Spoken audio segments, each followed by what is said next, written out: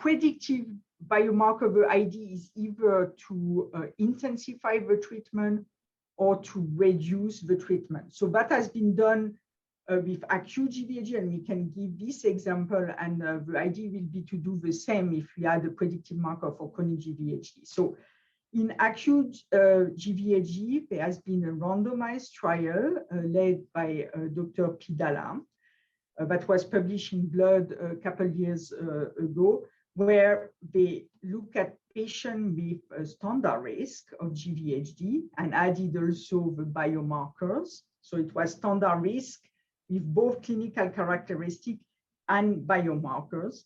And if they were standard risk, they will be randomized into either the classical treatment, which is corticosteroid 2 milligrams per kilo, or a new treatment that is corticosteroid free, and this was sirolimus.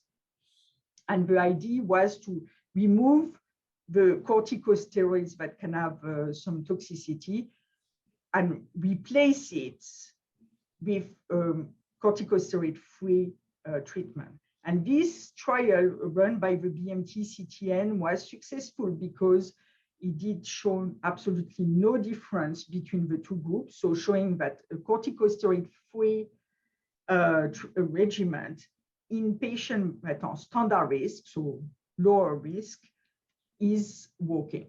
So that was a big thing, actually, and this is how biomarker can work.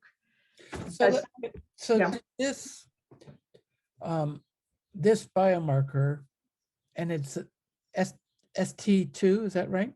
So it was a combination for this particular treatment. It was a combination of ST2 and Reg3 alpha, both markers that have been shown elevated in acute GVHD.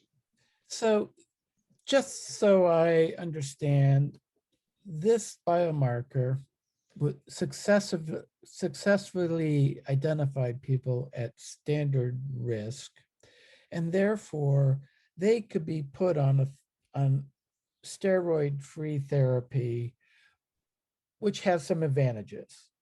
Correct. And what are those advantages?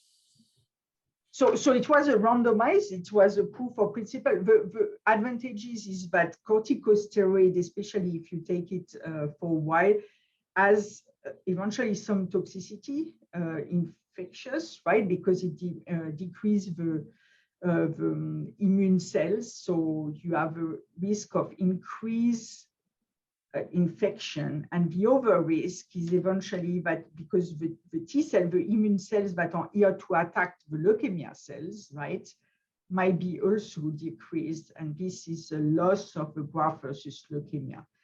So this has been shown for corticosteroids, and this is why we want to avoid this. It's less the case for sirolimus, for instance, right?